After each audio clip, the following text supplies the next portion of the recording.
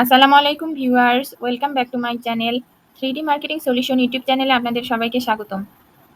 আমি Manisha, a data driven digital marketing specialist having 4 years plus experience in Google Ads, Facebook Ads, Web Analytics with Server Side Tracking।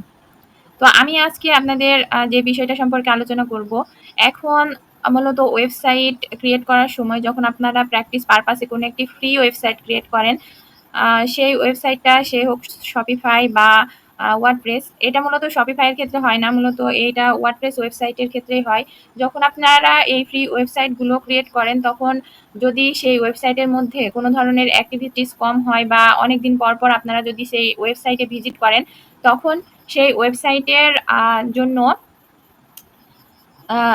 Pantheon থেকে সেটা আপনাদের inactive দেখায়, মানে আপনাদের activity কম থাকলে ওয়েবসাইটটার মধ্যে ওই ওয়েবসাইটগুলা ফ্রিজ করে দেয়।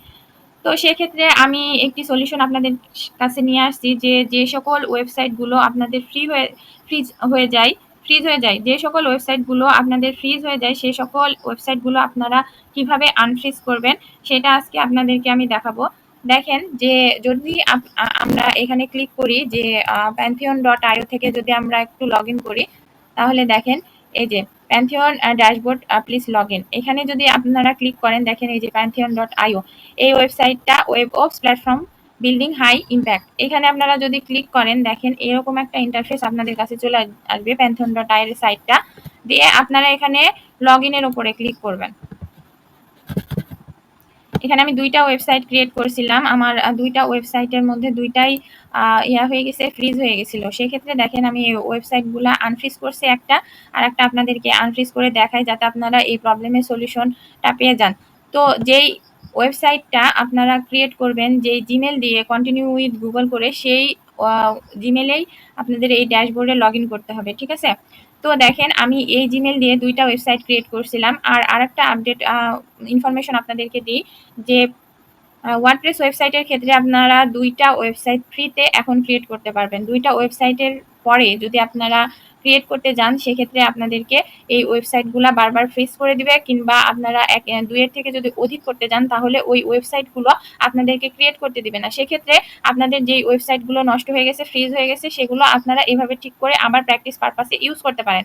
এমনও আছে যে আপনারা এই ওয়েবসাইটগুলোর সাথে ট্যাগ ম্যানেজারের কানেকশন করছেন, গুগল অ্যানালাইটিক্সের কানেকশন করছেন, আপনাদের ট্যাগ টুকগুলো আবার সেট আপ করার জন্য আবার নতুন ধরনের একটা ওয়েবসাইট ক্রিয়েট করতে হতে পারে। তো সেক্ষেত্রে আপনারা যদি এইভাবে ফ্রিজ যেগুলা ওয়েবসাইট আছে সেগুলো যদি আনফ্রিজ করতে পারেন, তাহলে এটা আপনাদের জন্য একটি পজিটিভিটি সৃষ্টি করে আপনাদের প্র্যাকটিসের জন্য। তো দেখেন এখানে যদি ক্লিক করি, দেখেন এই যে এই ওয়েবসাইটের এই ইন্টারফেসটার আসার পরে দেখেন এখানে সাইটসে যদি ক্লিক করি, দেখেন এখানে আমার দুইটা ওয়েবসাইট ক্রিয়েট করা আছে, ঠিক আছে? এটা আমার আনফ্রিজ করে দিছিল, এখন এটা অ্যাক্টিভ দেখাচ্ছে। আমি কিছুক্ষণ আগে এটা অ্যাক্টিভ করলাম।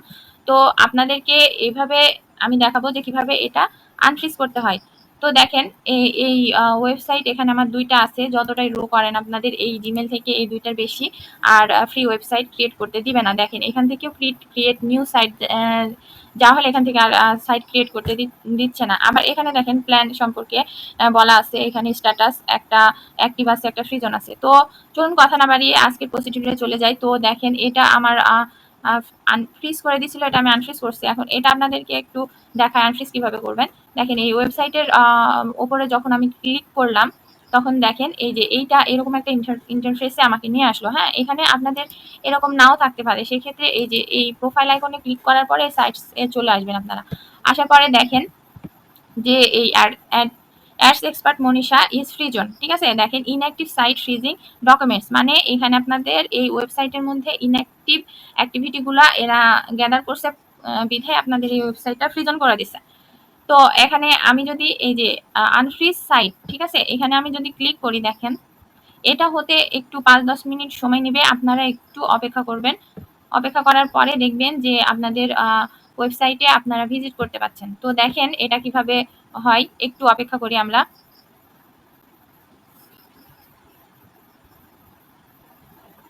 আরেকটা ইনফরমেশন আপনাদেরকে দিয়ে রাখি, যদি মনে করেন যে আপনারা এই ওয়েবসাইটগুলো আর চালাবেন না, নতুন করে ওয়েবসাইট ক্রিয়েট করবেন, সেই ক্ষেত্রে নিউ ভার্সনের থেকে আপনারা এখান থেকে যেগুলা পুরাতন ওয়েবসাইটগুলা ক্রিয়েট করছিলেন সেটা এই যে ক্লিক হিয়ার টু ডিলেট ইট, হ্যাঁ এখানে ক্লিক করলে আপনাদের এই ওয়েবসাইটের সকল ইনফরমেশন সকল কিছু ডিলিট হয়ে যাবে। আবার আপনারা নতুন করে আর একটা ওয়েবসাইট ক্রিয়েট করতে পারবেন। সেক্ষেত্রে আপনাদের দুটো ওয়েবসাইট থাকার সময়ে যখন আপনারা ওয়েবসাইট ক্রিয়েট করবেন তখন বিভিন্ন ধরনের প্রবলেম ফেস করবেন। সেক্ষেত্রে এখন আপনাদের যে কোনো একটি ডিলিট করতে হবে, করার পরে আপনারা ওয়েবসাইটগুলা ক্রিয়েট করতে পারবেন।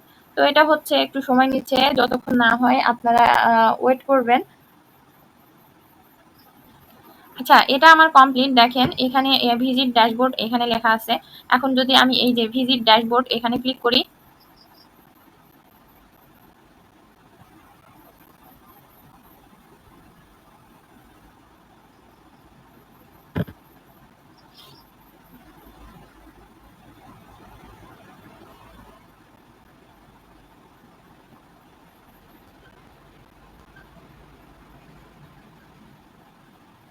দেখেন ভিজিট ড্যাশবোর্ডে আসার পরে দেখেন এটা আপনাদের কাছে এই ইন্টারফেসটা চলে আসবে। এখন আপনাদের কাছে যে এই ওয়েবসাইটের যে অ্যাড্রেসটা আছে এবং ওয়েবসাইটের লিঙ্কটা আছে সেটা দিয়ে ইউজার আইডি এবং পাসওয়ার্ড দিয়ে লগ ইন করলে এটা আপনাদের লগ ইন হয়ে যাবে। তো দেখেন আমি যদি আপনাদেরকে একটু লগ ইন করে দেখাই, এই ওয়েবসাইটটা আমার, তো এখান থেকে অলরেডি ইনস্টল তাই দেখাচ্ছে। এখন এখানে যদি আমরা লগ ইনে ক্লিক করি,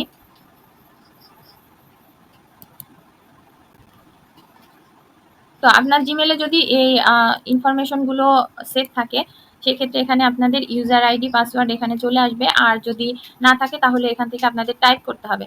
তো এখান থেকে ইউজার আইডি পাসওয়ার্ড দেওয়ার পরে দেখেন এখানে যদি আমি লগ ইন করি, এখন দেখেন লগ ইন করলে দেখেন এটা আমার হয়ে গেল। আগে যেরকম ভাবে সেট আপ করছিলাম প্লাগইন সব একেবারে সেম আছে, শুধু আপনাদের ওয়েবসাইটটা অন্যরকম করে দিছিল। এখন এভাবে আপনারা কাজ করতে পারবেন। এখানে যদি একটু রিলোড দেই এই ড্যাশবোর্ডটা,